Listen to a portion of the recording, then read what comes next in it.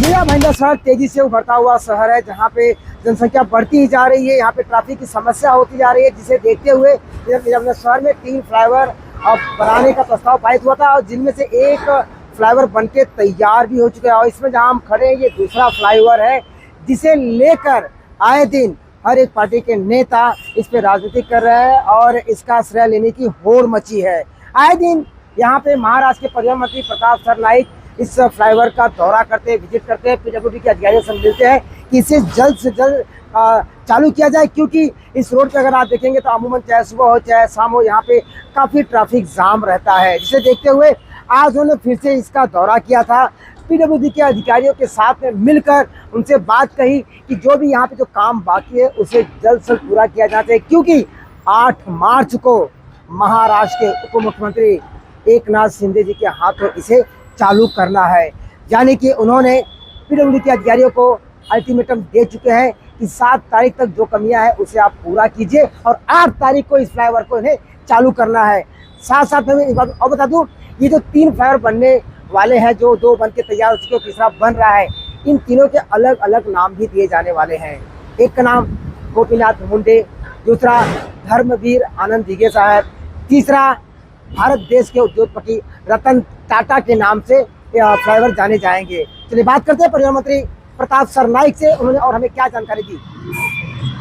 आज इस परिसर का विधायक और राज्य का परिवहन मंत्री होने के नाते मैंने इस ब्रिज का जायजा लिया और किसी भी हालत में आगे के 4 दिन में ये ब्रिज का काम पूरा करने का MMRDA के अधिकारियों को और साथ ही में कॉन्ट्रैक्टर को मैंने इच्छा जताई कि किसी भी हालत में 8 तारीख को हमें इसका लोकार्पण करना है, क्योंकि जो बीच में की पट्टी है उसमें पेवर ब्लॉक लगाने हैं, कुछ पेंटिंग का काम बाकी है, जो स्ट्रीट लाइट हमारे हैं वो अभी तक चल नहीं रहे हैं और कुछ टेक्निकल उनकी चीज़ें, जो टंकी है वो टंकी का काम पूरा नहीं हो गया। ऊपर से ये सलिया दिख रही है, उस पर अगर कभी भी नीचे गिरेगी तो प्रॉब्लम हो सकता है, गाड़ियों के ऊपर गिर के एक्सीडेंट बड़ा हो सकता है। तो ये सब 4-5 चीज़ें जो है वो जल्दी से जल्दी यानी आगे के 4 दिन में, यानी मैंने 7 तारीख तक का इनको वक्त दिया है। 8 तारीख को राज्य के उप मुख्यमंत्री आदरणीय एकनाथ शिंदे जी के हाथों से दोपहर 12:30 बजे इसका लोकार्पण हम करने जा रहे हैं। और साथ ही में लोगों को ये पिछले कई सालों से जो मांग थी कि यहाँ पे ब्रिज होना चाहिए, आगे का भी ब्रिज का हम जल्दी से जल्दी काम करना चाहते हैं, तो इसका लोकार्पण करेंगे। और साथ ही में इस परिसर के जो सुंदर नगर के साथ साथ आसपास के सभी जो सोसाइटीज थी, उनकी मांग थी कि क्रॉसिंग के लिए हमें 1 फुट और ब्रिज चाहिए, तो उसका भी नारियल हम उसी दिन फोड़ेंगे ताकि फुट और ब्रिज स्कूल के बच्चों को और साथ ही में इस सोसाइटी के लोगों को आगे रोड क्रॉस करने के लिए ब्रिज की ज़रूरत है।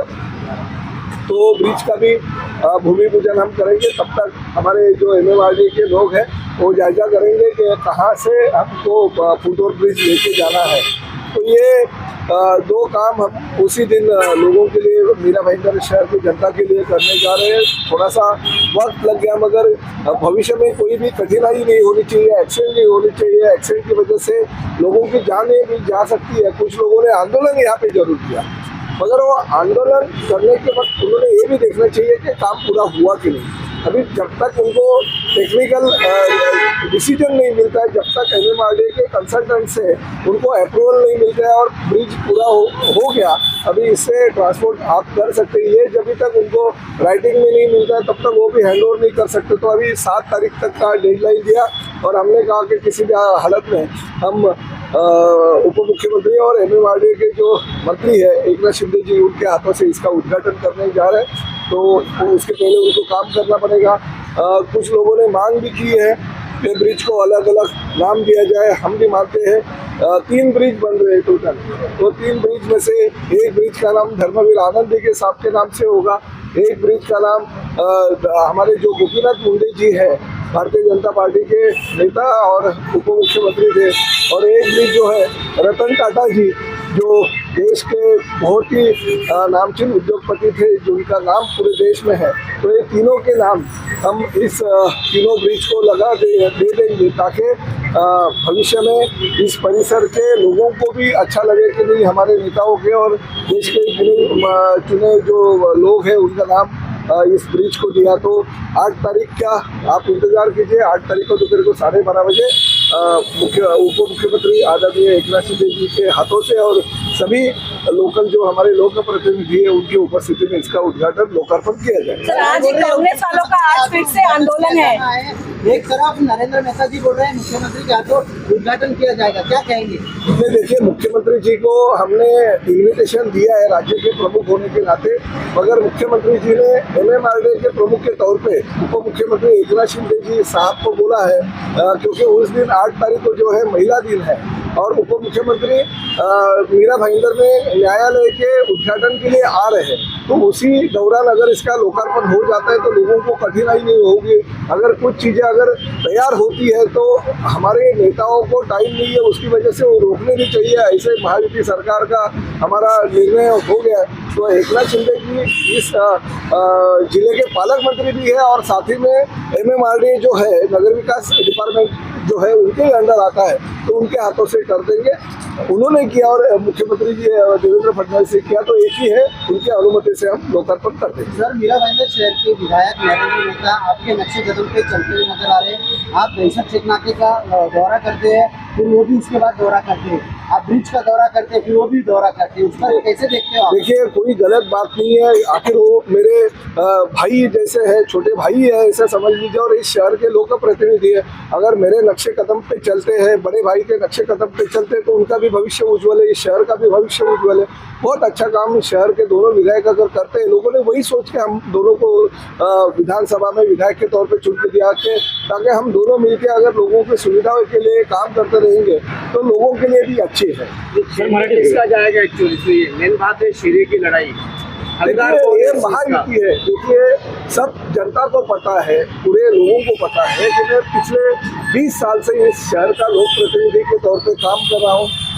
MMRDA के अधिकारियों को भी पता नहीं था। जब मेट्रो लाइन मैंने 2009 में पहली बार विधायक बना तो मेट्रो इस शहर के लिए लेके आने की मैंने मांग की थी सरकार के पास, और उस दिन मैंने मांग मेरी पूरी भी करके दी। हमारी महायुति की सरकार थी उस वक्त, भाजपा सेना की युति में मैंने ये मेट्रो सैंक्शन करके लिया, मगर कुछ टेक्निकल चीज़ें जो है वो नहीं हुई थी, क्योंकि ये जो ब्रिज है वो 3 ब्रिज यहाँ पे नहीं थे। तो उस वक्त की जो सोनिया सेठी जी थी उनको मैंने यहाँ पे बुलाया और टेक्निकल चीज़ें जो है मैंने समझाई उनको।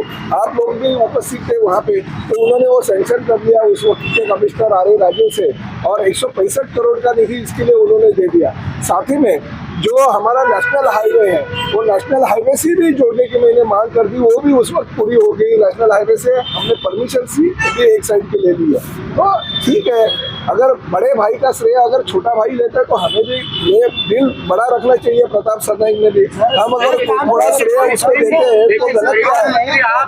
कहना है कि उनके मैनिफेस्टो में भी अच्छी बात है ना, ये आखिर सेना भाजपा का मैनिफेस्टो एक भी होता है ना।